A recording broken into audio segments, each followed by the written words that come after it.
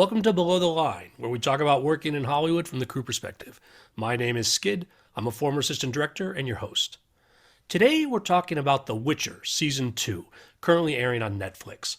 At Rotten Tomatoes, the Tomato Meter score is 93%, and the critics' consensus reads, The Witcher's second season expands on its first in all the best ways, and most importantly, it remains a whole lot of fun. My guest today is Romain Lacourbas, cinematographer for the series. Romain, welcome to Below the Line. Thank you. Thanks for having me. Glad you're here, Romain. Listeners, we're going to explicitly spoil Witcher Season 2 and maybe accidentally spoil Season 1, so please catch up before going further. But before we get there, Romain, talk to me about your early career and starting out in the business. Sure. I started on a French cinema school for a couple of years in Paris, France, and then I got the great chance to be hired as a trainee on a French movie directed by Jean-François Stévenin and photographed by Pierre Haim, who is well known for The Hate from directed by Mathieu Kassovitz. And then I spent quite a few years alongside with him, learning, being a camera assistant. So I was first a second AC, obviously, and then became a first AC. And then he offered me some camera operator on the camera positions. And then, I was working alongside with other DPs at the same time on other features, obviously. And at the same time, in between two features, I was trying to do some shorts as a DP, and which was a great opportunity to be able to, work as an AC on a feature and being a DP on shorts pretty much at the same time, because you basically apply what you learned a few weeks before, or you try to. And then I met Lola Doyon, who we did a few shorts together. She offered me to be her DP on her first feature, which was extremely generous from her because it was really the first feature for pretty much everyone. I started doing a little bit of commercials and video clips, and that's pretty much when I met Oliver Mégaton and then Luc Besson, and Oliver offered me to be the DP of Colombiana, which was my first big project, huge project for me at that time. That gave me access to the American cinema industry and the international features and narrative in general. Romain, going back to the beginning, I get asked often by people who want to start out in film about the value of film school versus going to work on set. And honestly, I tell them neither one is going to be a guaranteed path. It really is a match for what they find. But I'm curious to hear more about your decision to, having started school, to actually leave and pursue this opportunity as a camera trainee. Did you know that camera was what you wanted to do when you were in school, or did the experience itself sell you on that path? To be very honest with you, when I entered film school, I wanted to be a director, which is most of what the kids want to do when they enter, cinema school. I was about 19, 20 years, and all I wanted to do is directing. So no, I didn't know I was going to go towards the camera path. But one thing that cinema school taught me is that to become a director, you need to have something to say. And it also gave me the ability to discover what you can do and what you can tell with the camera. So that's the main thing for me that the cinema school gave me. Having said that, as you said, I don't think there is a unique way to enter the cinema. There's obviously multiples. For me, I think being on a set is much more valuable because that's where, it's like the fastest way to learn, and it's fun, and it's, you're just fascinated by all that energy and all that creative brains that are making stuff and the teamwork. So for me, being on a set is much more efficient than going through the cinema school. Having said that, I might not have chosen the best cinema school in the world, so I think it really depends. The action is always preferable, I think. I know what you mean. Well, jumping us forward then, talk to me about joining the team for The Witcher in Season 2. To tell you the truth, I think my dear friend, Sean Guest, who's first AD and also associate producer on The Witcher, he introduced me to Lauren, Lauren Ishmit, the showrunner of The Witcher, on season one. She interviewed me. We had a very nice video call. And afterward, she offered me to be part of season one. At this time, I was still shooting on 000, and we had quite a few issues on that shoot. Andrea Riseborough, like, had an injury on her leg, so we had to stop for a few weeks, and the end of the shoot got postponed for a few months. Anyway, bottom line is I had to turn down, unfortunately, season one, and I finished 000. And then a few months before season one came out, those guys called me again and offered me season two, and I was extremely glad, and I obviously said yes. And I was super glad that they remembered me a year after. Now, I noticed looking at the Witcher production crew, they do what a lot of shows do these days, where there's actually two directors of photography that are rotating episodes. Although I noticed on season two, you did episodes 1, 2, 5, and 8, which is an unusual split. Yeah, so it's basically about following a director, if I may say. So we had 8 episodes, which were 4 blocks. So each block is obviously 2 episodes. And for some reason, so Steven Sergic, whom I worked with, was doing block 1, which is episode 1 and 2. And then block 2 was episode 3 and 4, directed by Sarah O'Gorman and JP Gossard doing the cinematography. And then that split between 5 and 8 instead of 5 and 6 was more of a creative choice from, the producers. And also, I'm pretty sure that the directors may have participated in that decision. But in the end, Ed Bazalgette was to do 5 and 8. So it made more sense to me and for everyone, for not only for me, but for the whole production to stay with the same director. So it's more of not a scheduling thing. It's more of a creative decision and sometimes logistics according to, the planning or the schedule of each director that makes them available this episode and another one. And then as a DP, it makes more sense to stay with the same director. That makes a lot of sense. I think clearly there's a lot of moving pieces in the scheduling and how episodes come together, but obviously getting to work with the same director makes a lot of sense. Talk to me a little bit about the overall details of the production. From what I understand, you shot in London. Is that exclusively, or was there other traveling? No, that's correct. We end up shooting most of it in Reading. All the action happening on backlot and studio on stage were shot in Reading at Arborfield Studio. And then before COVID, before that world, we were supposed, and we actually did some scouts to shoot in Scotland. And I remember we went there at the northwest of Scotland, scouting magnificent places. And then COVID happened. So we brought everything back. We tried to find interesting woods around London, around Reading. I mean, in Berkshire, we tried to find some nice exterior, but it became just impossible to start traveling and moving a whole crew anywhere else in the world. So the thing we did, however, is that about, I would say, early 2021, the VFX team started going to Iceland to shoot someplace, and also a little bit in Canary Islands. But yeah, we had to stay as close as possible to Reading, unfortunately. And so from what you've said, then it sounds like you guys started in early 2020 before COVID led to the shutdown. Is that correct? Yeah, I actually started prep in November 2019, and we started the shooting in February 2020. Yeah. With a February start, you didn't have long until things got shut down. And so a lengthy shutdown, when did you guys start back up again towards the end of 2020? We started back prepping mid-July, actually. So we had 4 months off, and we started resuming prep. I mean, although, we were shooting from mid-February till mid-March, right? March 17th was actually when the whole world shifted. And then I came back to London mid-July.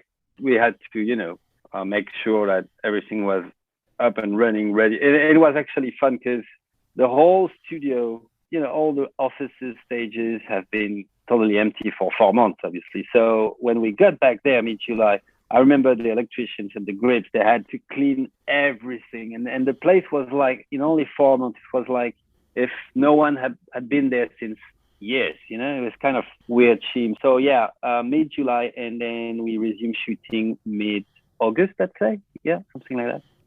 And I imagine, like every production that we talk about these days, I mean, COVID was an issue, obviously, and how you're doing the work and what can actually be filmed and number of background and such. But were there any specific COVID challenges that you guys faced? Or, like many productions, did you just, as productions do, find a way to work through it?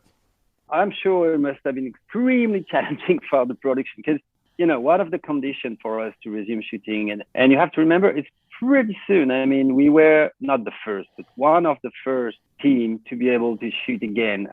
From what I was hearing, most of the other shows waited, at least smaller shows, waited September, October just to resume shooting.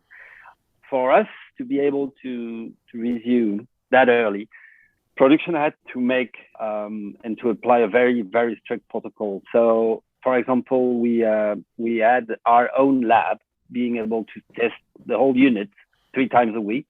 And the lab was inside the studio. So every morning you get parking, get out of your car. First thing you do is go and get tested. Same for all crew. And I don't even know how many people we're talking about, probably 800, 900, a crazy figure like this. So in terms of logistics and organization, must have been a nightmare. And then, of course, the rest of the impact were related to on-set sanitary measures, wearing masks, goggles sometimes. Yeah, also all of the things that we now know and that are unfortunately are becoming like habits, becoming our everyday life. It was just the same sort of thing, but much, much more strict. But I have to say, it was very, very well organized and taken care of by both Netflix and production. Because if I'm not mistaken, I think in about 8 months, I think we ended up having maybe 20 positive cases. Producer mentioned to me one day that I think they did 35,000 tests over the course of 6 months. So, we did pretty good. And obviously the show came together in the end, but again, the effort that it takes to put together in those circumstances is extra. I know another thing that people have complained about under COVID conditions is the difficulty of collaborating where we're not able to meet as close or as often as we have on past shoots. But even separate from COVID, I'm curious about the challenges of collaborating when you have multiple directors of photography on a project. In other words, creating that consistent look. And not only in this case where there's two directors of photography going back and forth, but also you have somewhat of a legacy of the first season as far as the look of the show. You're right. You do have that legacy of our first season because it's a second season. Although all the creative producers, I'm talking about, Lauren, obviously, Steve Gobb, Tomek, they were very open-minded to let the DP explore directions, and they never forced me into one direction. That it has to make sense with the character. It has to make sense for the fans. It has to make sense for the story we're telling. But we were pretty free. When I say we, I mean me, myself, and obviously JP Gossard and Terry Stacy. We were pretty free to explore stuff as long as it was for the purpose of the story. And we did. I mean, I really wanted to go towards a richer color palette and to explore the saturation and, to be just richer. And I think we did.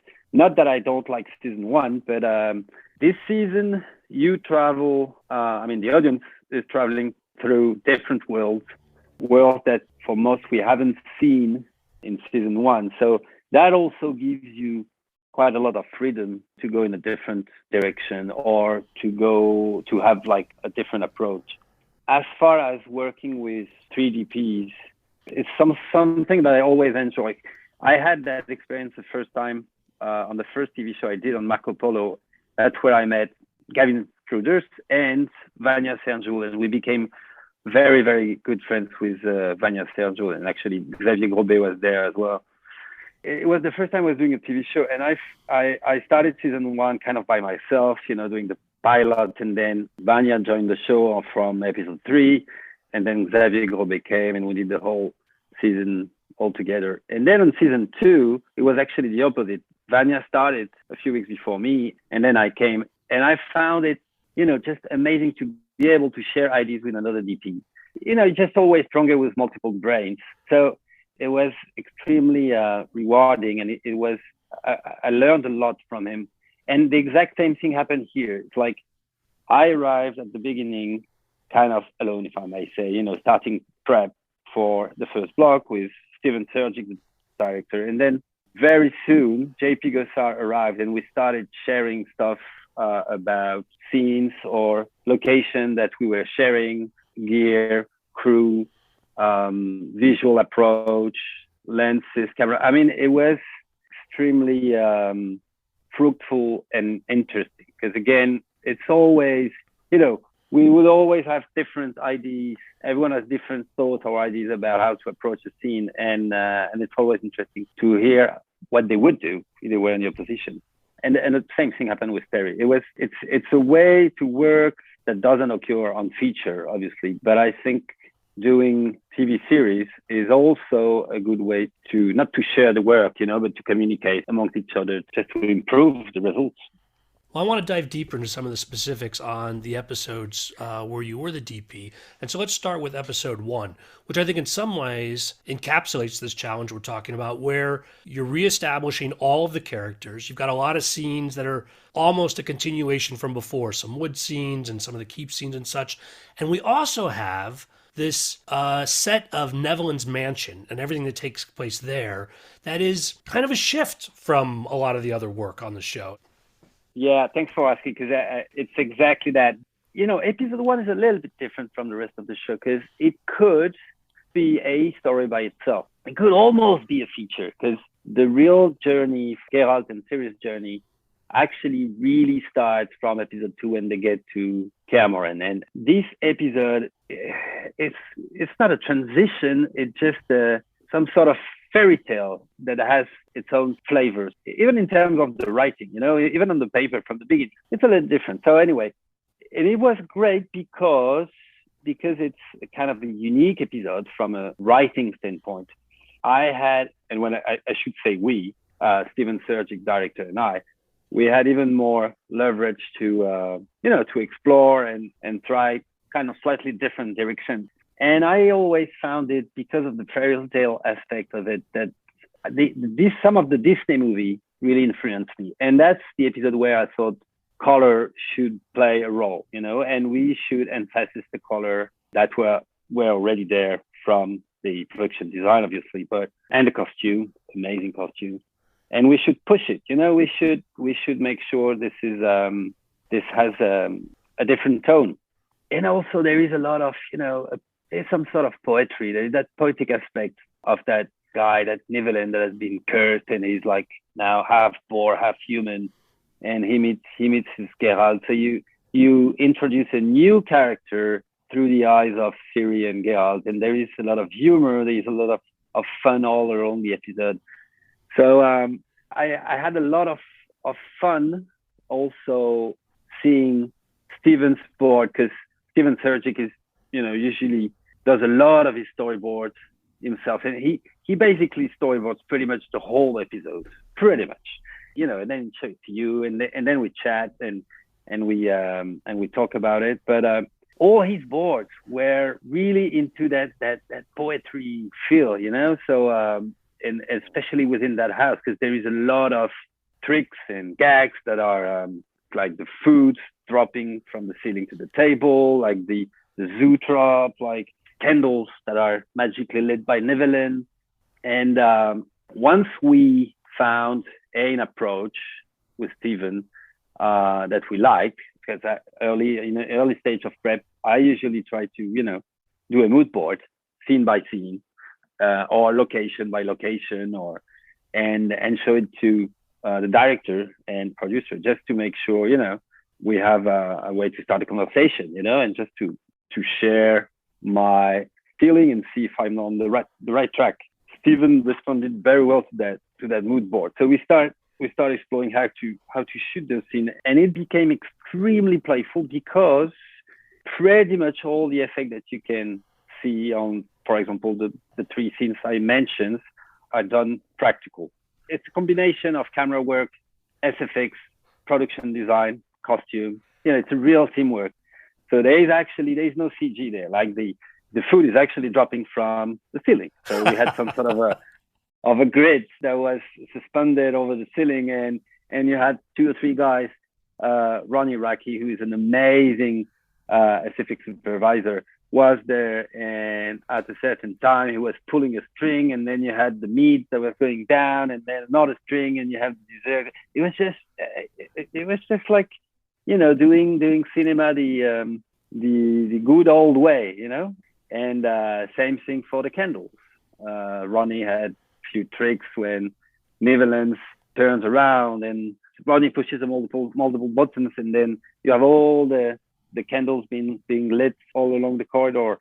All the rest, though, obviously, Netherlands Face is a very, very heavy CG work, as you know, and brilliantly done, I thought. But this episode, the whole episode, is a combination of how should we say artisanat in French, which is people who still know how to make a shoe, or who still know how to make a chair, but you don't buy it over Amazon, or you don't buy it to a big, huge factory. There is still guys that know how to make it with their hands. It gave that sort of feeling working on that episode, finding ways to do stuff for real. You can go that path because the poetic dimension of the episode allows you to feel not fake, but to feel a little off, just a little off. You see what I mean? Yes, I do. I want to ask you, when you're talking about the practical effects, I loved the zoetrope in that episode. I'm curious to hear how much time or effort or how much of a focus it was for you and the director. Thank you again for asking, because I love that scene. So to tell you the whole story, it was always written on the paper. And as I said, Steven started storyboarding that scene in a very precise way. And it became a big discussion about, okay, how are we going to shoot projected shadows of animated characters dancing, and that suddenly become two characters that are killing each other? And it's the sort of thing that leads us to one meeting and nothing comes out of it. And then a second meeting, a few days later, nothing comes out of it. And a third meeting.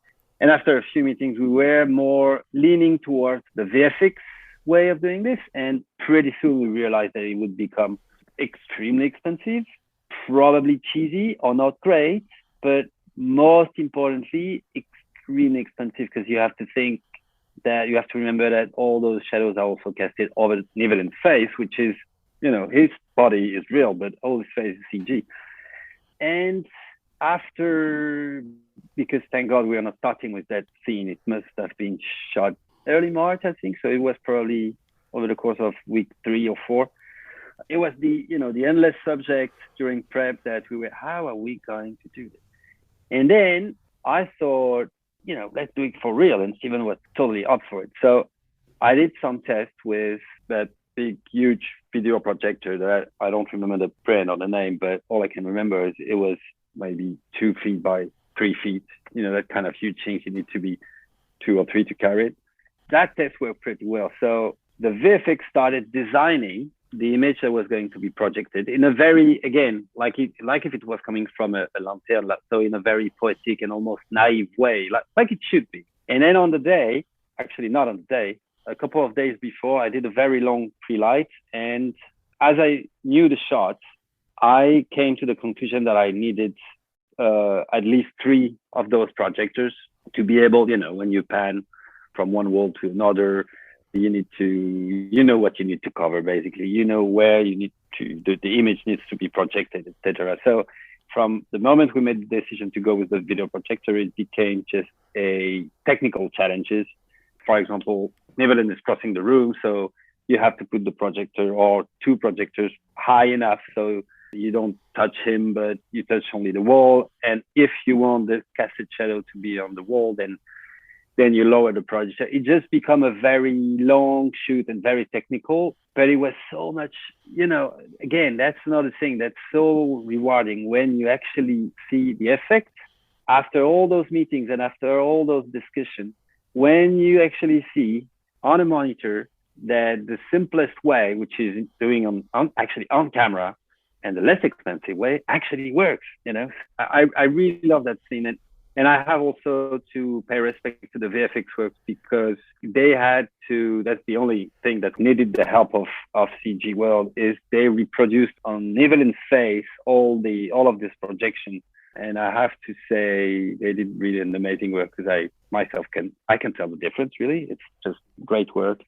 And there was moment like the room is dark, the lanterns come down, and then the lights are on, all the projects are on at the same time, and then he tells his story, and then before leaving, he takes the lamps, and the room goes back to darkness. That's another thing about teamwork, just about how to sync the guys from the video and the gaffer Wayne Shields. Everyone needs to be on the same timing. I love the magic moments where everything is done on camera. Oh, at least most of the work is done on camera.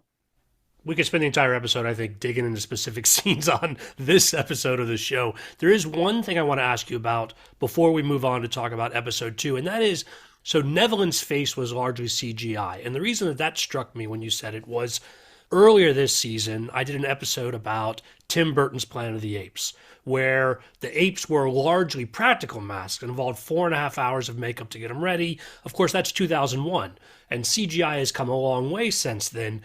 What did the actor who's playing Nevelyn, what was his presence? What did he have on his face? How much makeup did he have to do? So basically, he had everything practical except his face. In other words, he had, all the legs are big prosthetic foot of like half boar, half human, half something, so huge prosthetic. Same for his arms and hands. Same for his head. On top of his head, he had some sort of big, huge, heavy helmet with furs and everything. So all costumes, all prosthetics are real, except really his face. So from chin to forehead. And in order for him to be able to drink, speak, and for the VFX to reproduce all his mimics, all his face expressions, he had that small Moco camera, like I would say 5 inches in front of him. And therefore he was able to, and also for the other actors to be able to look in the eye. Also that camera was capturing the eye line, which is extremely important. So they were able to eventually use his own eyes, or at least having the expression and the eye line direction similar to what he had done on set. It's not a new technique because, as you know, they used it on Avatar. The industry is using that sort of technique since at least 10 or 15 years, I'd say, or 12 years. But it was what is very amazing to me is how much of his expressions the VFX department were able to put back on the final creature. But all the rest, like him moving, all his body language, the way he walks, the way he turns, the way he gesture, this is all Christopher. This is all him. Yeah, the only thing is the face. That also solves a lot of issues regarding interactions. Like I'm thinking about the snow, for example. If the whole character was, a guy dressed up in a blue suit or a green suit, then it becomes another big thing for interactions with, anything. He would take a glass in terms of realism and in terms of budget as well. That would be totally different when it's snowing outside and you have a flick of snow, coming to his shoulder. I mean, you can imagine how of a different job that would become without having as much of his body parts as real elements. So I guess he was getting, I'm not even sure. I think we're talking about 2 to 3 hours every day to get all those prosthetics dressed in, and it's a huge thing. Yeah. So technology has not removed the need for all that prep time and effort into bringing these creatures to life, but it allows us to reach another level where, again, I think, and the point about final conflict happens out in the snow and all the interactions they have there. I wouldn't even thought about the challenge of trying to do fully CGI character in that. I thought that came together seamlessly. Very impressive. Cool. So let's jump to episode 2, where we change locations. It's largely taking place now at the Witcher's Keep. We can talk about whatever you want on this, Roman, but what jumps out to me is that fight in the basement lab where Eskel has been turned into a woodland creature. Talk to me, though, about your approach to this scene and all the different elements. So yeah, that's another very tricky scene because again, I mean, another for other reasons because Geralt and Vesemir are fighting a monster that is fully CG, or let's say almost fully CG. So first difficulty when you prep that kind of scene, it all starts from concepts, from production design and VFX about how the creature is going to look like. That big tree, with endless vines coming out of it. Once you see those drawings, those concepts, and you kind of realize the size of the creature, how and where it's going to move, and how the vines are going to affect the room and the characters he touches, then you start talking about the nature of the fight and the choreography of the fight.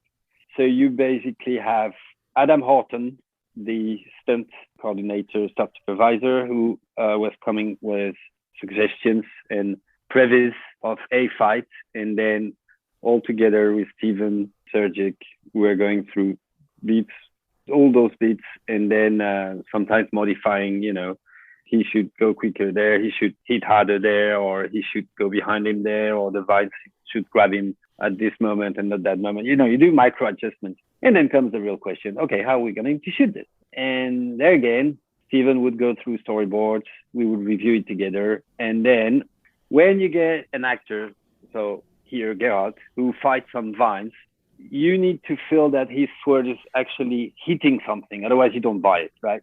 So the only thing we could find was to dress up some stunt guys with blue suits, and they had some I'm not sure, I don't know the word in English, those big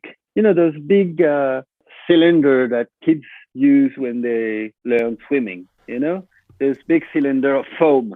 Oh, so you're talking about like pool noodles, I think is what we call them. What do you call them in France? Are they called pool noodles as well? Or is there another phrase for it?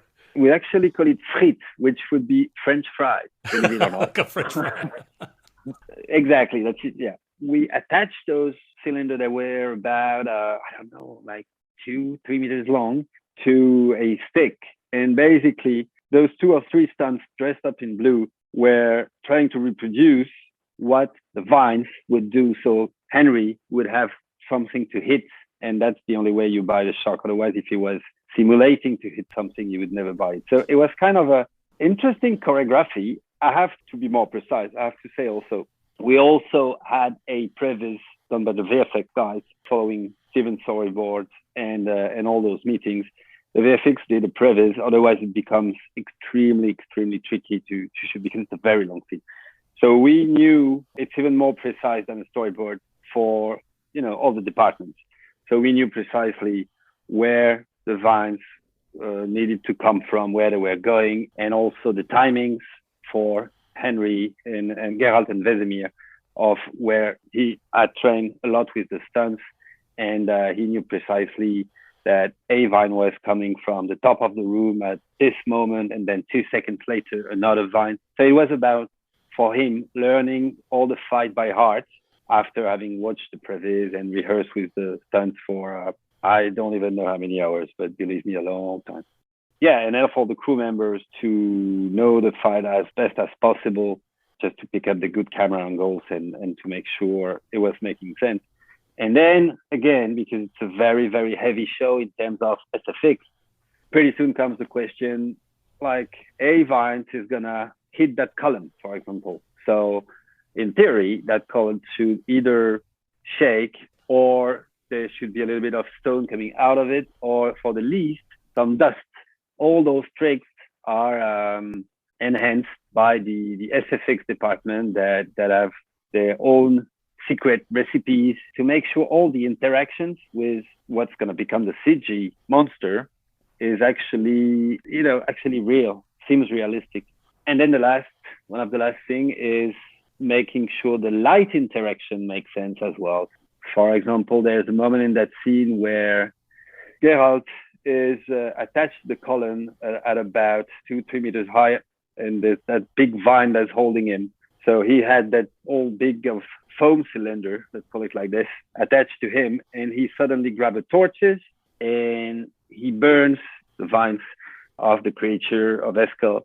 He then goes down to the floor and kind of chase Eskel with the torches and burn his chest. Obviously, you're not going to put real fire just next to Henry's head and ask him to, burn the vine above his elbow. So, we came with some LED practical light gag that we put inside a torch. That's another moment where two departments have to communicate in a very, very easy way and collaborative and constructive way. So Ronnie and Wayne came up with that torches that we could adjust in color and in density and in everything, wireless. So Henry could do whatever he needed to do in a safe way. And also that would add, a little bit more of that realism because the color effect of the fire would obviously affect his face, but also the monster. So all those intricacies are all joined together and linked together. It also means you have a VFX supervisor. His name is Daddy. He's a great VFX supervisor, always on set. And, after each take, we would discuss, obviously first with Steven, but we will also circle back with the camera up, James Frater, and Daddy, VFX supervisor, to make sure that it's going to work, Again, teamwork. I do have to note that this battle with the woodland creature in the lab, it did trigger memories of another woodland-based creature from the Marvel Cinematic Universe, and I'm curious how these similarities might have played out on set. Yeah, it's the kind of theme when you shoot it, not all the time, but as opposed to a classical, if I may say, dialogue scene on those kind of very heavy SFX and CG and camera intricacies, you end up waiting from time to time. And when you wait, when a crew is waiting, there's, always someone or a few people that are going to start cracking jokes, or especially the first time you actually see that monster coming on set, who is half prosthetic, half blue. I'm not sure who that was. It probably was James Frater because that's really his style of humor. So James may have called him Groot the first time he came on set, and I must say, everyone starts laughing for a few minutes, and then it kind of stayed. So when we were not calling Eskel the actor Groot, obviously, but the double became Groot for the whole crew. Yeah. And about how long does it take to shoot a scene like that? Good question. I need to double check, but I think we're talking about 6 to 8 days, plus a little bit of second unit for inserts that we miss, like the sword hitting a column, for example, or small tight close-ups, insert close-ups. They may have work half a day or maybe 1 day, I think. Mm-hmm. So yeah, in total, I think we're talking about around 8 days. Possibly. Wow. And so how long do you get for an episode overall on The Witcher, typically? Or does it depend on the episode? So on The Witcher, pre-COVID, we were supposed to shoot block 1 in about 37 days. So that would be 16 and a half days, between 17 and 18 days per episode, which is a pretty good amount of days for a TV show. And then COVID happened. So because of all those protocols, the days had to be shortened because, the crew has to clean all the gear after wrap. When you come on set, there is all those tests. There is no more like running buffet because you cannot have food delivered on set during those because of the COVID and all that mess. So we got some extra time after COVID just because we were getting shorter days, basically. I'm not sure how many days. To tell it to you, I think we ended up shooting Blood 1 in 68 days, but I'm not sure I have the right to say it, to be honest, because it's like, ridiculous. But it's an impressive commitment on the part of the production company and Netflix to give you the days you need to do these sort of scenes rather than a typical, 8-10 days can be generous on a typical TV show. But it seems like you guys really got the room to do it right. Yeah, no, totally. It was carefully planned. It's on every shoot, you miss time, you miss money. It's like on even on the biggest shoot is the same game than on the small ones all the time, and it's normal. And I also think because you're missing time, because you're missing money, because you don't have all the time what you want, that pushes you to become more creative. And I think that's the case for every project, but most importantly, I think it's the case for all departments. The only way to make you think through stuff more is when you have to face an obstacle, right? But yes, it was very well planned, and I think I don't see how we would have made that show with a smaller schedule, to be honest. Well, moving on to your next episode, Roman, episode 5. What struck me was the sequence around the memory tavern that then turns into a dreamscape. Then there's these visions of fire. The whole bit is very deliberate, I should say, and not just in capturing it, but in creating sort of these feelings of almost this ethereal extra space.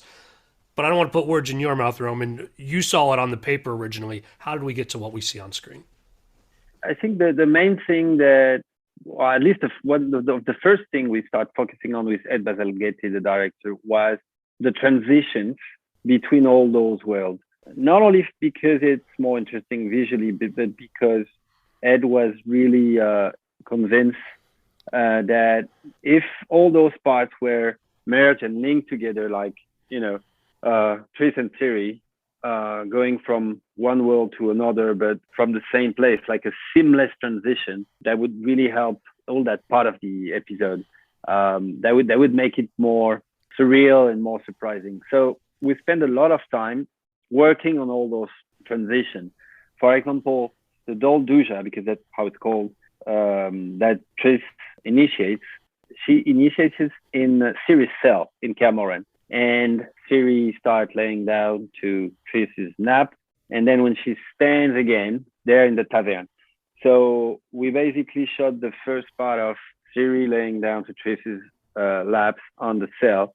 And then we brought the bed and the carpet and, a couple of furnitures, if I remember correctly, to the tavern. And instead of doing a seamless cut, we just use a normal cut. So I think the last time you see, if I remember correctly again, the last time you see Siri on the cell, it's kind of a profile, and then you cut to a top shot on Siri, and we're already on the tavern. And because you see the bed, on the background, you're convinced for 2 or 3 seconds that you're in the same place. And then when she stands, bob, there you go, you're in the tavern. And then same thing for all their movement through the tavern.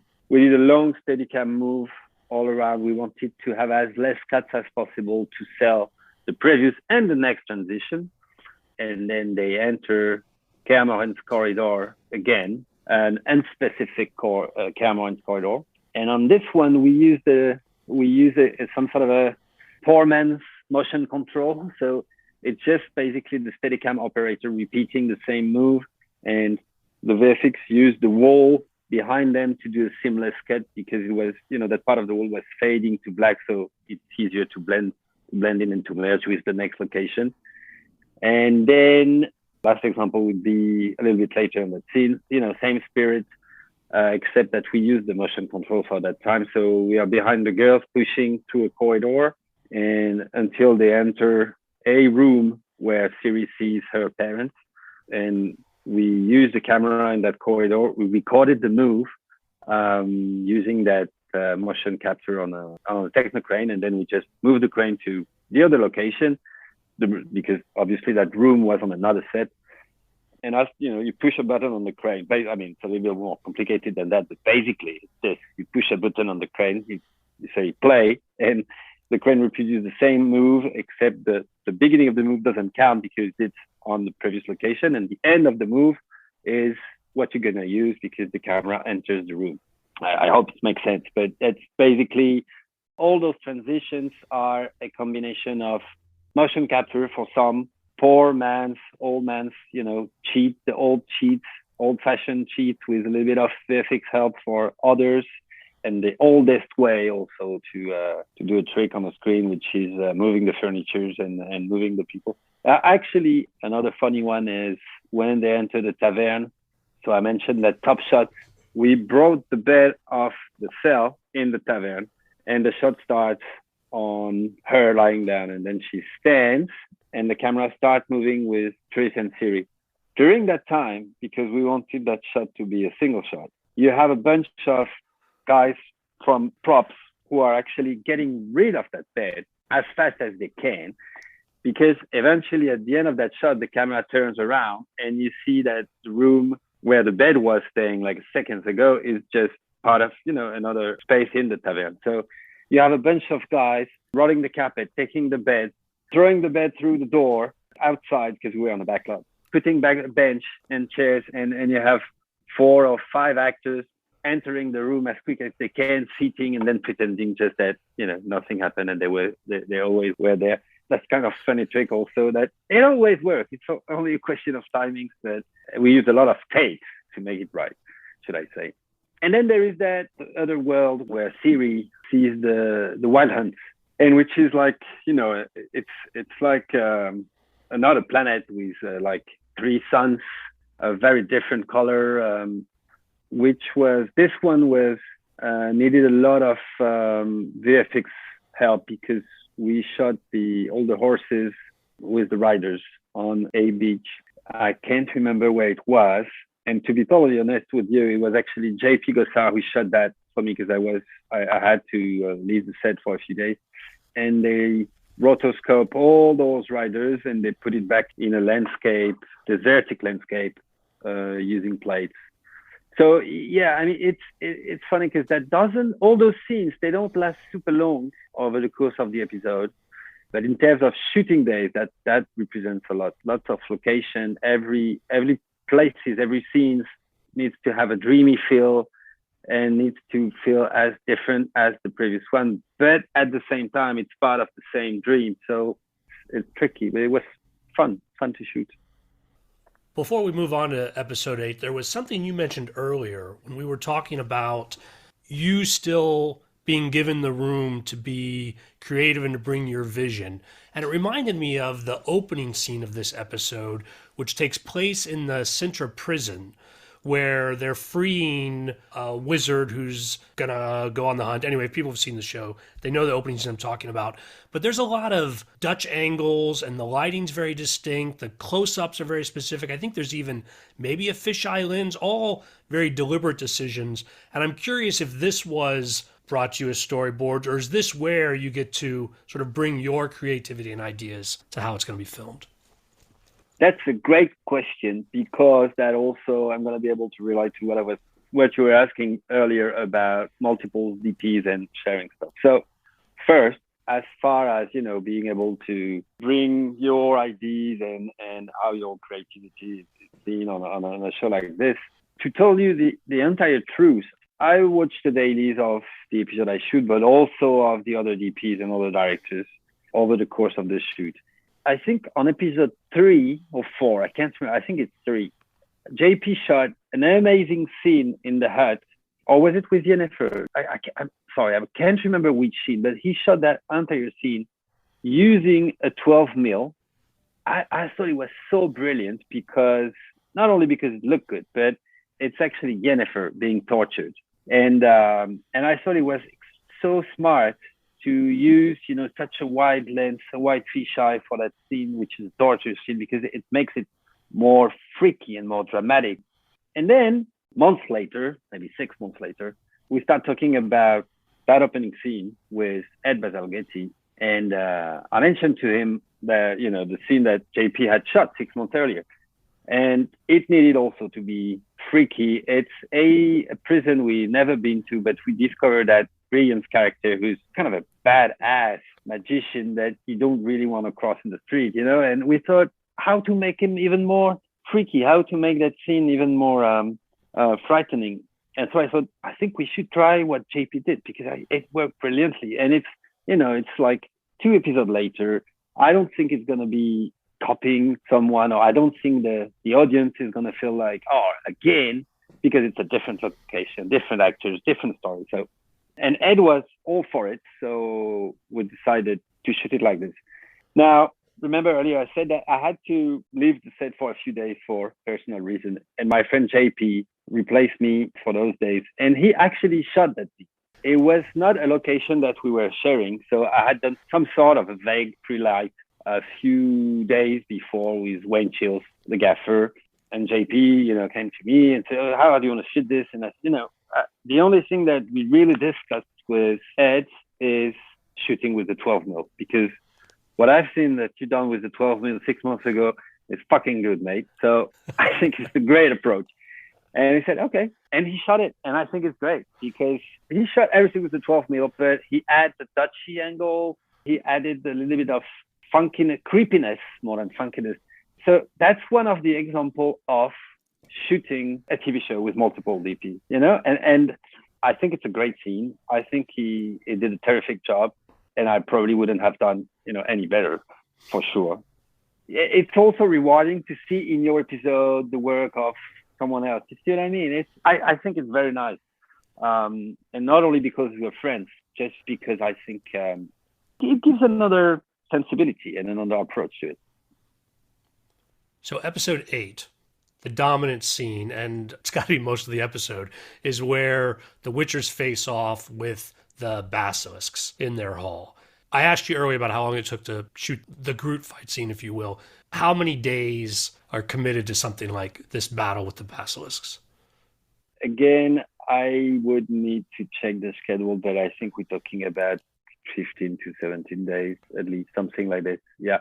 Plus a little bit more of second unit than the Groot fight.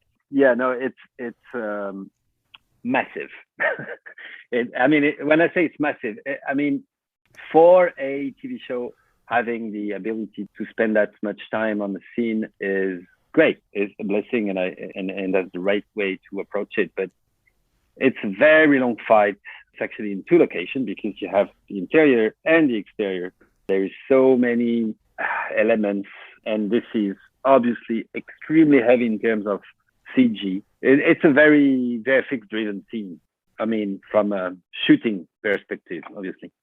But it's pretty much the same way of approaching it. It's the first watching concepts from close collaborations between VFX and production design, because the location. You have been shooting there for weeks and weeks and weeks, so you know the location.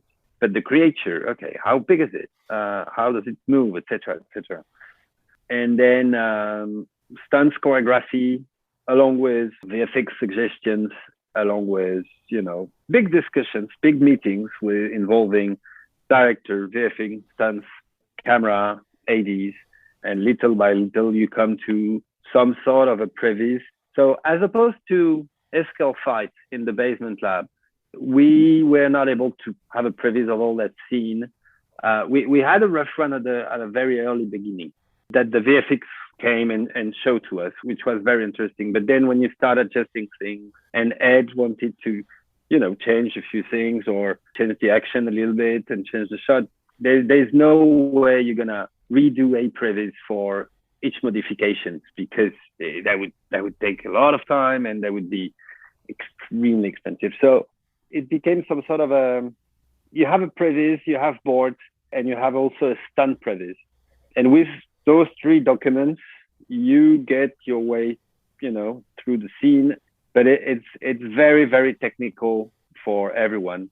I wouldn't say it's fun, but again, you end up with 3 guys in blue suits holding sometimes 2 of our pool noodles or whatever, foam noodles, and trying to, Fritz, and trying to reproduce the move of the beast. We had also a couple of very nicely sculpted green heads that were almost looking like the CG creature, but all the consequences.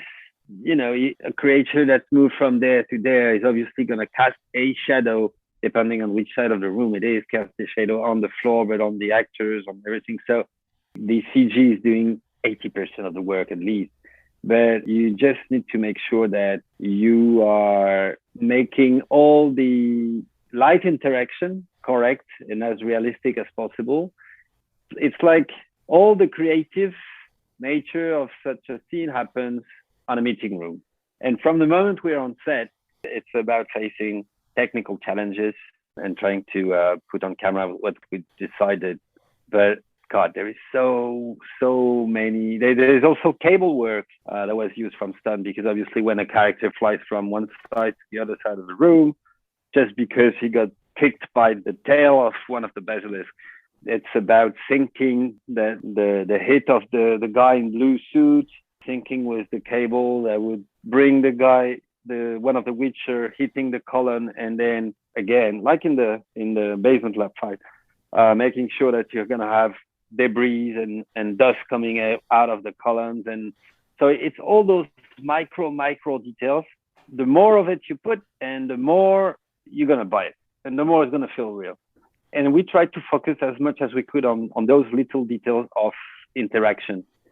It was a very, very long fight that we needed to break, scene by scene, moments by moments. There's also all the outside, all the fight happening on the terrace with the big white basilisk. That's another example where obviously Geralt had to fight against one of the sculpted foam green heads for the same purposes, just to make sure you feel the hit of his fist or of the sword. And that's kind of that can be a little bit disorientating, because this was all against green screen. So basically the terrace is real, but all around us is green world. You have the terrace and, the entrance of Kaer Morhen's Great Hall. That's always challenging for a DP, because you just see a green screen around you, So reproducing, and to be honest with you, that's a challenge I kind of like, because because you have to imagine, and I find it challenging, but very, very in a good way. The VFX had that great tool. They had an iPad, and basically wherever you pointed the iPad, you could see how the rest of the set and the surrounding were going to look like. Wow, really? Like on the set, you could hold the iPad up, and it was as if they had filled in the visual effects for that portion. Exactly. It's not fully textured and everything, but you get a very good sense, a super good sense of where the mountain is, where the tower of Kaer Morhen is, and everything. So if, for example, I was to put like the sun here, I would double check with the VFX guys, that to make sure you don't put the sun behind a mountain or something like that. And that was a very, very useful toy. It's another moment of a team where you just want to make sure everything is going to blend in.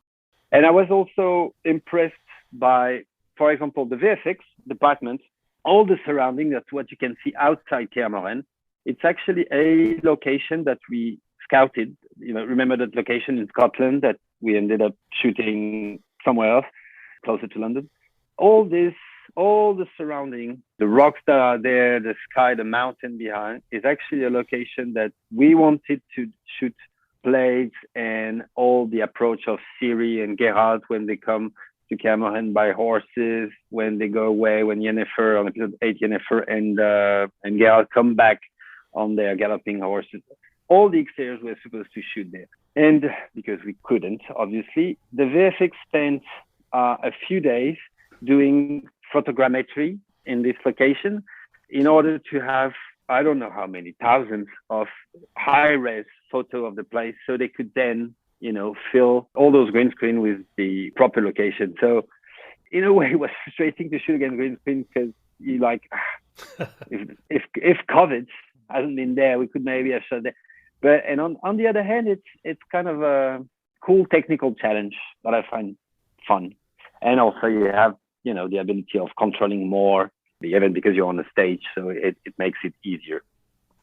So I'm curious, when you have a scene like the Basilisk battle, and yet it's intercut with this banquet scene that is a completely different style. Talk to me about the challenges of filming these scenes, knowing how they're going to intercut. I think the key, because we're talking about the only link between those two scenes, those two universes, is Ciri, right? So, and I think from a writing perspective and a storytelling standpoint, I think it's clear and very obvious for the audience that, she's going to between the reality where her body is like haunted by Volesmer and her dream. So because this information is very clear, I think it's about making those two scenes as look like as different as possible.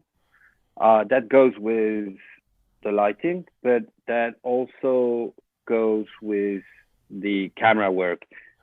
For all the banquet scene and her going back to the ballroom, we try to have as much as possible kind of a very much of a floating camera style, intercut with some static shots, as opposed to all the basilisk fights with which we treated like an action as an action scene, as simply as that. Which, as you said, it's a mix of Steadicam, but we also have crane, handheld. Is the kind of scene where we are now. The audience, I mean, is very used to see a mix of styles, especially for over the course of an action scene. It probably would have been harder 20 years ago, but there's so much way to tell a story, and especially for an action scene, I find it's very easy to mix the style.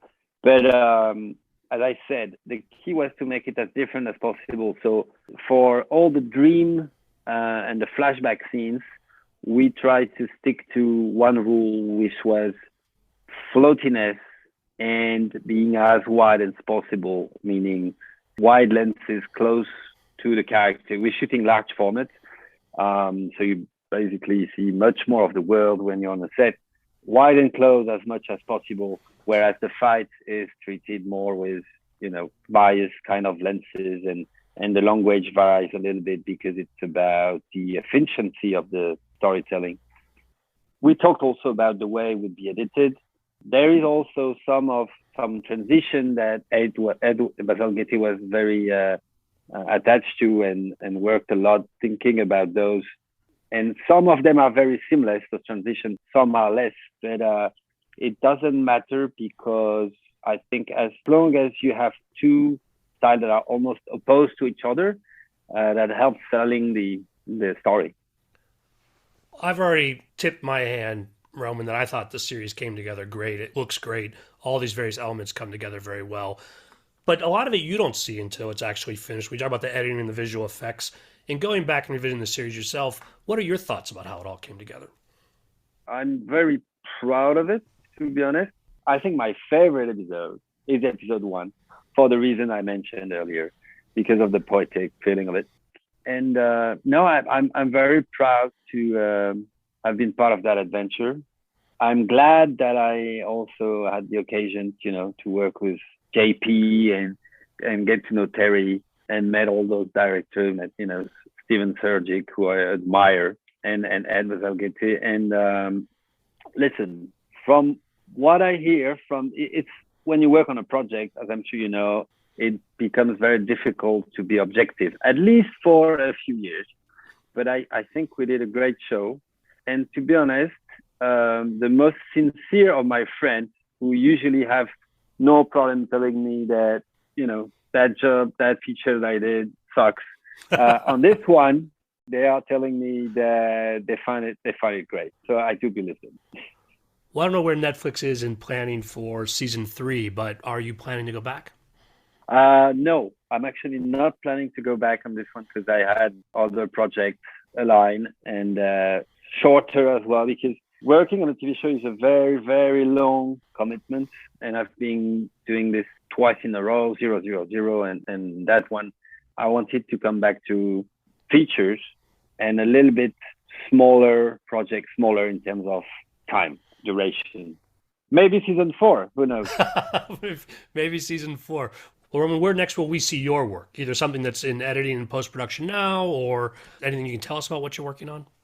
Believe it or not, I just finished a short feature directed from a longtime friend, and that's what I'm working on. And I find it always very important to change, and it's very interesting to do a very small budget short feature. I think we had about $30,000 to make it. And it's very interesting for the mind. It keeps me fresh, and it keeps me, it's important to face challenges. So that's the last thing I did just before Christmas. A few options are in the hat for next month. let's tell you the truth, I'm not sure which one I'm gonna go for. It's still in the work, in the process. Well, Romain, I hope you find what you're looking for. Very much appreciate you coming on the show today and sharing your insights and the work that went into The Witcher. Thanks so much. Thank you for having me. Thank you. Listeners, Season 10 rolls on. If you're new to the podcast, I'd encourage you to check out some other episodes. It's easy to peruse the entire catalog at the website belowtheline.oneword.biz. That's B-I-Z. We're also on IMDb, so you can cross-reference the film credits of my guests. Please subscribe wherever you get your podcasts, and rate us if you like what you hear. If you've got questions or comments, you can send an email to skid, S-K-I-D, at belowtheline.biz. If you're on Facebook, you can find photos and other behind-the-scenes materials at Podcast Below the Line. And finally, you can follow the podcast on Twitter and Instagram. It's at Pod Below the Line. Thanks to Curtis Five for our music and John Wan for our logo. The logo is available on t-shirts, mugs, and stickers at redbubble.com. Loyal listeners, you are much appreciated. If you're enjoying the season, please tell your friends. We'll be back again next week.